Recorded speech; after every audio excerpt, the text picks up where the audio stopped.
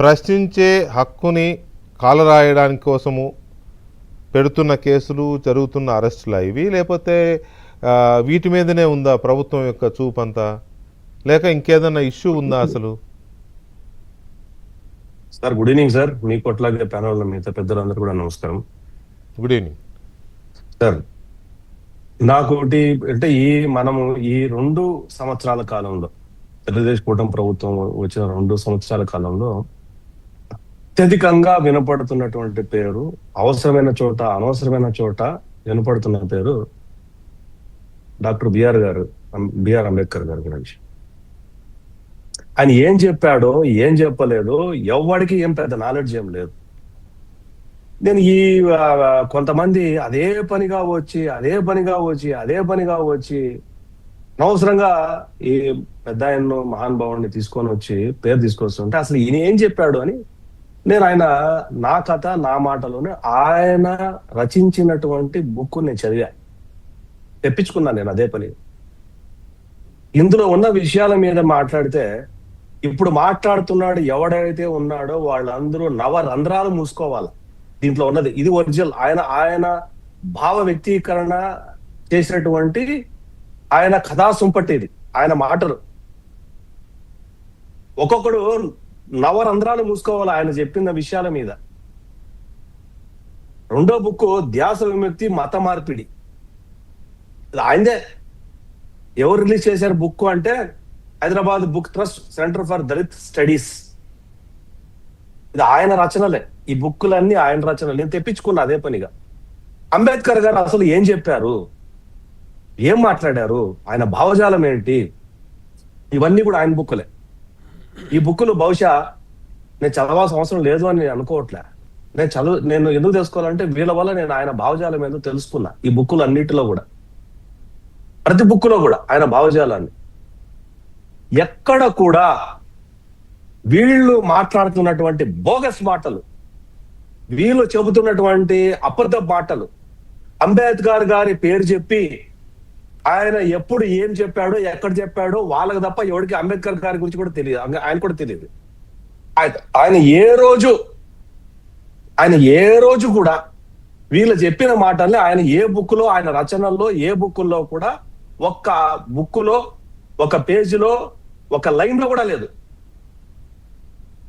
మాటకొస్తే అంబేద్కర్ భావజాలం, అరే పిచ్చిమండా కొడుకలారా, ఇది భావజాలం అంటే ఆయన రచన.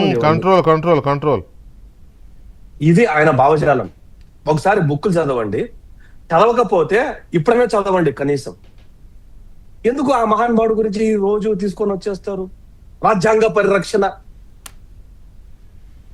నిజంగా ఎంత ఆశ్చర్యకరం అంటే,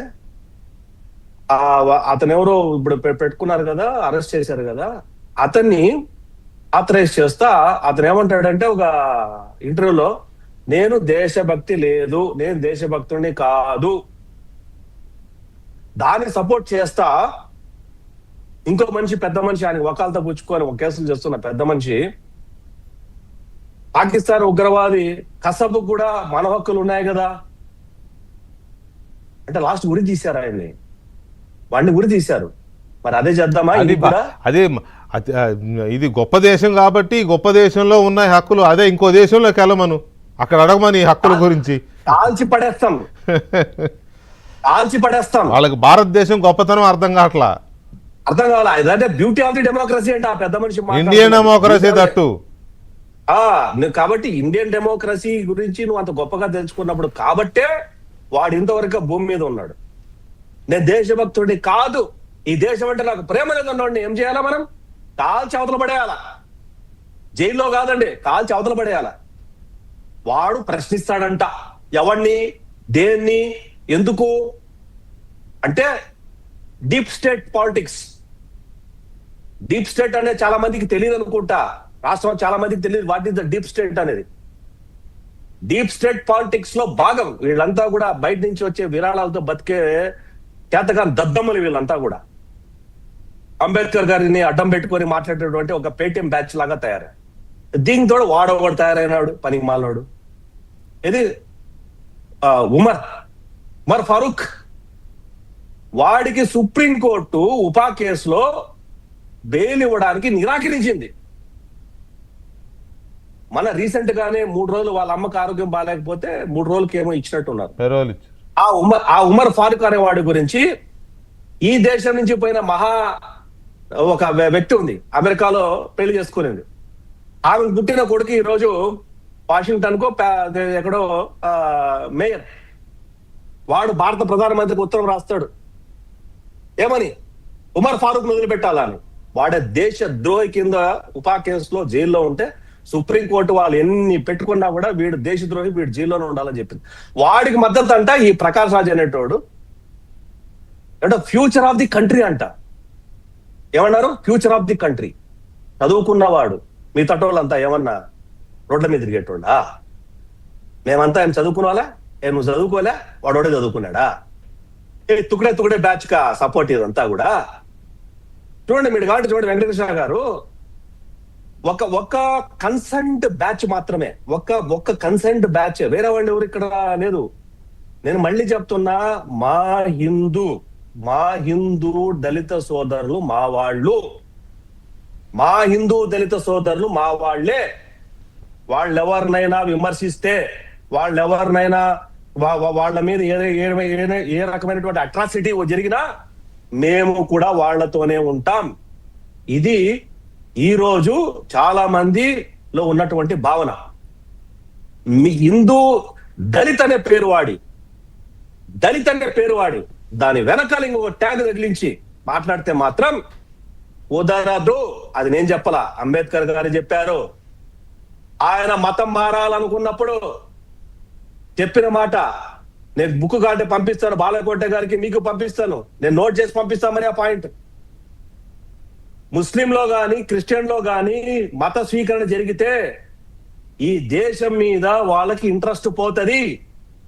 ఆ రోజున్న లెక్కల ప్రకారము 5 కోట్ల నుంచి 6 కోట్ల దళితులు ఉంటే ఆయన అసలు ఇప్పుడు జరుగుతున్న రాజకీయంలో గాని లేక ఇప్పుడు జరుగుతున్న ఈ దాడులు, లేకపోతే ఈ సోషల్ మీడియా అటాక్స్, సోషల్ మీడియాలో జరుగుతున్న నిందారోపణలు, దూషణల పర్వం, లేకపోతే ఇప్పుడు పెడుతున్న కేసులు, జరుగుతున్న అరెస్టులు, ఈ మొత్తం ఎపిసోడ్ అని కాదు, ఈ జోసెఫ్ అనే ఒక యువకుడు మాత్రమే కాదు, టోటల్ ఎపిసోడ్లో అసలు ప్రశ్న ఎక్కడుంది? వెంకటకృష్ణ గారు, అంత తిట్టుడు, కొట్టుడు, బూతులు, అమ్మలు, అక్కలు, చెల్లెళ్ళు, భార్యలు, కూతుళ్ళు, ఇది తప్ప ప్రశ్న ఎక్కడుంది? లేకపోతే హిందువులు దేవుళ్ళు, రాముడు, లక్ష్మణుడు, లేకపోతే సీత, శివుడు, దేవుళ్ళని తిట్టడం, ఇవి తప్ప ప్రశ్న ఎక్కడుంది? ఒకటి వెంకటకృష్ణ గారు, ఒక ముఖ్యమైన విషయం చెప్తున్నాను నేను. అంబేద్కర్ చెప్పింది ఏంటంటే, మీరు క్రిస్టియానిటీ స్వీకరిస్తే ఈ దేశంలో ఉన్న దళితులు మీకు జాతీయ భావం పోతుంది, తీసుకోండి అని చెప్పారు. ఒకటి.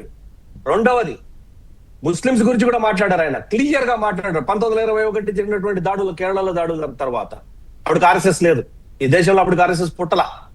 1921లో 4,000 మంది కూర్చుకోతకొచ్చారు హిందువులు కేరళలో. ఆ సంఘటన ఉదహరిస్తూ అని చెప్పింది ఏంటంటే, ఇస్లాంలోకి వెళ్తే కూడా ఈ దేశం యొక్క భావజాలాన్ని,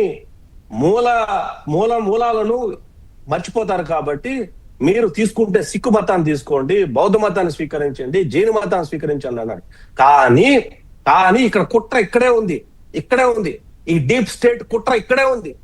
ఏంటంటే వీళ్ళందరినీ ఒక వర్గాన్ని ఒక్కొక్క మతంలోకి మార్చేసి దేశంలో అలర్జీని సృష్టించడానికి ఇలాంటి వెధవలందరినీ డీప్ స్టేట్ తయారు చేసి సమాజం మీద వదిలి, హిందుత్వం మీద, రాజకీయ నాయకుల మీద, మీలాంటి వాళ్ళ మీద, మాలాంటి వాళ్ళ మీద, మీడియా మీద రెచ్చగొట్టి వాళ్ళ వైపు నుంచి ఒక అన్రెస్ట్ క్రియేట్ అయితే ఆ అన్రెస్ట్ మైనార్టీల మీద పడిందని చెప్పి, మేబీ అది క్రిస్టియన్ల మీద కావచ్చు, లేదా ముస్లింల మీద కావచ్చు, అది రిఫ్లెక్ట్ అయితే చూసారా ఏమైపోయిందో, అమ్మో ఆంధ్రప్రదేశ్లో లా అండ్ ఆర్డర్ లేదు, అమ్మో ఇంకో చోట లా అండ్ ఆర్డర్ లేదు అని చెప్పి రకరకాలుగా క్రియేట్ చేసి ఒక రాజకీయ చలిమంటల్లో రాజకీయాలు కాచుకోవాలనే ఒక ఇది కనపడుతోంది. ఒక్క నిమిషం సాగర్. శ్రీరామ్ గారు నమస్తే అండి. ఒకవైపు హిందూ